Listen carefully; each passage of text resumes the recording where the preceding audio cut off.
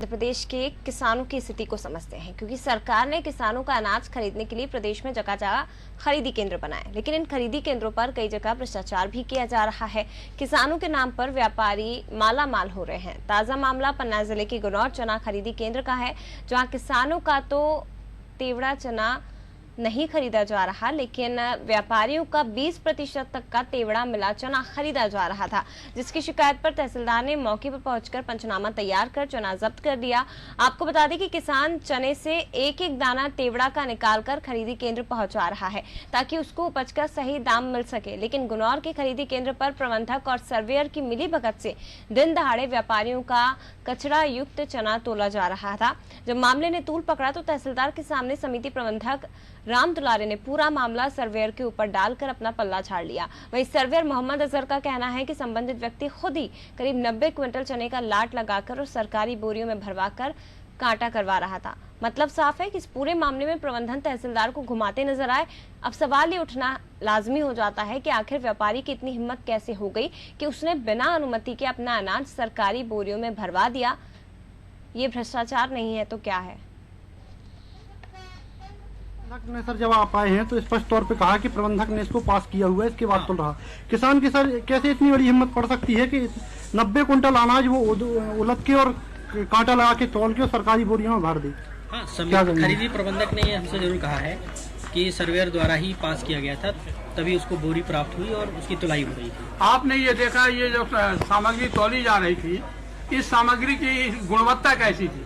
पर यह है कि तुलने लायक नहीं था, ये नहीं था तुलने लायक। तो इस संबंध में आपने क्या कार्रवाई की? हमने उस किसान को ही उसका जब्ती करके उसी किसान को दे दिया है और बाकी पंचनामा और प्रतिवेदन उसके समिति प्रबंधक के खिलाफ आपके द्वारा आगे क्या कार्रवाई की जाएगी, ताकि लगाम लग सके जो लगातार इस तरीके की लापरवाही और भ्रष्टाचार किया जा रहा है? और मैं अपने प्रतिवेदन में एसडीएम महोदय को दूंगा कि इस प्रकार की दोबारा गलती न करें ये लोग, और अनुविभागीय अधिकारी महोदय कार्रवाई करें।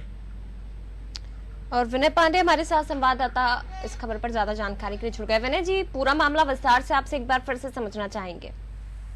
जी बिल्कुल जया, जिस तरीके से खरीदी केंद्रों में भ्रष्टाचार किया जा रहा है, लगातार अभी तक जैसे देखते आ रहे कि किसान जो चना ले जा रहा था वो लेबर लगा के बिनवा रहा था, एक एक दाने बिनवा कर तेवड़ा ले जा रहा था, तब तक सरकार द्वारा भी इसमें छूट नहीं दी गई थी। अब बताते हैं कि सरकार ने भी 1-2% की छूट दे रखी है, लेकिन जो कल चना पकड़ा है नायब तहसीलदार ने, उसमें आप देख सकते हैं तो 20 से 25% कचरा और तेवड़ा मिला हुआ है। यह पूरा खेल जो है समिति प्रबंधक राम दुलारे पटेल और सर्वेयर की मिलीभगत से चल रहा था। जब जागरूक मीडिया कर्मी उधर पहुंचे और उन्होंने देखा तो तत्काल ही नायब तहसीलदार और एसडीएम गुनौर को जानकारी दी, जिसके बाद नायब तहसीलदार पहुंचे और उन्होंने चना जब्त कर जब्ती की कार्रवाई की। हालांकि पूरे मामले में जो है राम दुलारे पटेल है और जो सर्वेयर है वो घुमाते रहे नायब तहसीलदार और उनकी पूरी राजस्व टीम को। आगे तो जो राम दुलारे पटेल हैं उन्होंने कहा कि ये सर्वेयर द्वारा पास किया गया है, जिस तरीके से बाइट में भी नायब तहसीलदार ने जिक्र किया है, लेकिन बाद में दोनों लोग ही जिक्र करते उन्होंने किसान के ऊपर ही ढाल दिया कि व्यापारी द्वारा स्वयं जो है अनाज को जबरन तरीके से भर लिया गया सरकारी बोरियों में। जी जया। विनय जी, लेकिन इस मामले में अभी एक्शन क्या लिया जा रहा है? क्योंकि गुनौर का ये केवल एक खरीदी केंद्र नहीं होगा जहां इस तरह से भ्रष्टाचार चल रहा है। वो तो मीडिया वहां समय पर पहुंच गया, मीडिया की खबर के बाद, मीडिया की जानकारी के बाद नायब तहसीलदार वहां पहुंचे और मामला उनके संज्ञान में आ गया। लेकिन ऐसे कई खरीदी केंद्र होंगे जहाँ भ्रष्टाचार हो रहा है और जिसकी जानकारी अधिकारियों को नहीं है, या फिर अधिकारियों के नाक के नीचे पूरा खेल चल रहा है। जी बिल्कुल जया, मैं बता दूं आपको कि ये पूरा जो है ऐसा नहीं है कि जिम्मेदार अधिकारियों को, लगातार मीडिया कर्मियों द्वारा, जागरूक नागरिकों द्वारा लगातार गुनौर एसडीएम और तहसीलदार को इस मामले में जानकारी दी जाती है, लेकिन कहीं ना कहीं जो राजस्व अधिकारी हैं, जिम्मेदार अधिकारी हैं, उनकी मिलीभगत से ये सारा काम चल रहा है। कई बार शिकायत करने के बाद भी नहीं पहुंचते हैं, और यदि पहुंचते भी हैं तो उसे पूरे मामले को गोलमोल करना कर कार्रवाई करते हैं और किसी प्रकार से अंतिम निष्कर्ष तक नहीं पहुंचाते कार्रवाई को। जी जया। चलिए, शुक्रिया आपका जानकारी साझा करने के लिए विनय जी। लेकिन एक तरफ किसान परेशान है बारिश के चलते किसानों की फसलें चौपट हो रही है, दूसरी तरफ खरीदी केंद्रों पर लंबी लंबी लाइनें लग रही हैं, उनकी अनाज को खरीदा नहीं जा रहा है, खरीदा जा रहा है तो व्यापारियों की तरफ से, प्रबंधन की तरफ से परेशान किया जाता है। वहीं कुछ गुनौर में देखने को मिला जहां मनमानी चल रही है, भ्रष्टाचार किया जा रहा है और उसके बावजूद जब मामला संज्ञान में आता है तो कोई कार्रवाई नहीं की जाती है। आखिर क्यों किसानों के साथ इस तरह का व्यवहार किया जा रहा है, ये आज तक किसी के समझ में नहीं आया, क्योंकि किसान हमेशा राजनीतिक पार्टियों के केंद्र में रहता है और इनके बूते ही सरकार बनाई जाती है, लेकिन उसके बावजूद इनकी परेशानियों को दूर नहीं किया जाता।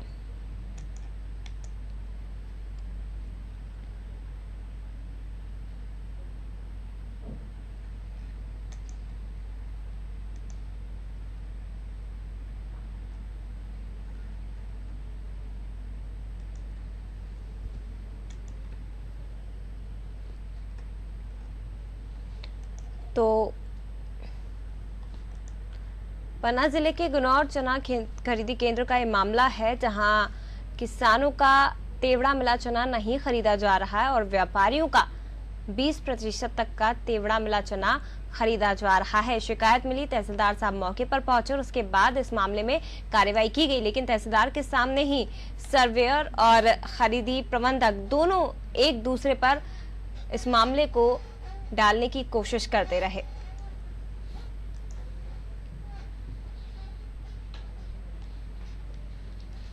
इधर कोरोना संकट काल में मजदूरों की आर्थिक स्थिति खराब है। देश भर से मध्य प्रदेश में भी लाखों की संख्या में प्रवासी मजदूर पहुंचे हैं। प्रदेश सरकार इन मजदूरों को रोजगार देने के लिए योजनाएं ला रही है, लेकिन जिम्मेदार सरकार की मंशा पर पानी फेरते नजर आ रहे हैं। सरकार मनरेगा के तहत लाखों मजदूरों को रोजगार से लगाने की बात कर रही है, लेकिन सिंगरौली जिले में मजदूरों के हक पर डाका डाला जा रहा है। जिले के गड़ई गाँव में जेसीबी मशीन से तालाब की खुदाई की जा रही है। यहाँ तक कि सरपंच और सचिव ने मजदूरों का जॉब कार्ड और पासबुक भी अपने कब्जे में रख लिया। ग्रामीणों का कहना है कि मनरेगा योजना में जेसीबी मशीन लगाने की परंपरा बढ़ती जा रही है, जिस वजह से मजदूरों को मनरेगा योजना के तहत नियमित रोजगार नहीं मिल पा रहा है। और 4 ट्रैक्टर इस्तेमाल किया जाता है निर्माण।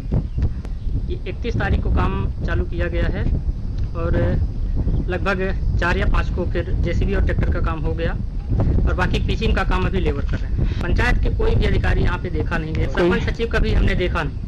यहाँ से हमारा घर लगभग 500 मीटर की दूरी पर है। अगर कभी बाई दफे अगर 11 बजे या 12 बजे दोपहर में आए होंगे, उसकी जानकारी मुझे नहीं है। ये